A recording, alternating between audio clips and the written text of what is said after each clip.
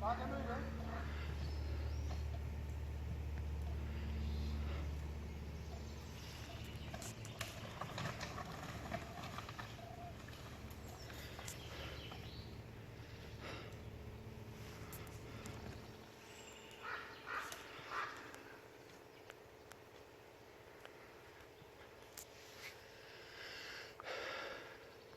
Salih!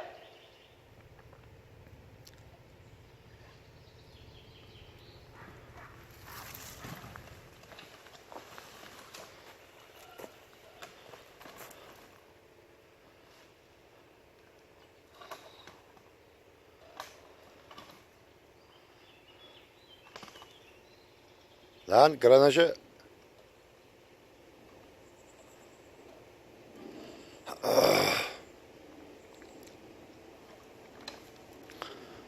Tam sol yap, şimdi geri gel.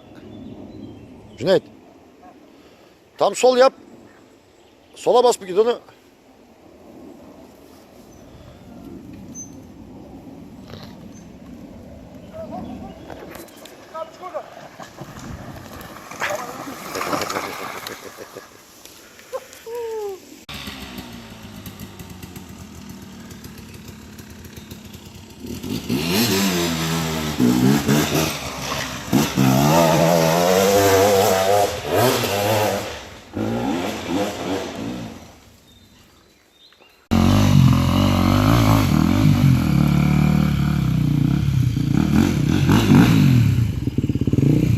Buradan değil ama oradan.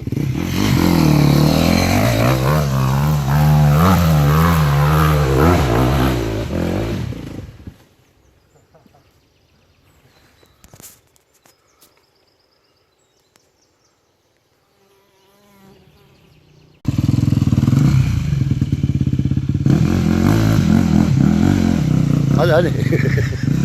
Ben çekmedim değil mi abi beni? Hızlı geldim. Ben çekemedim.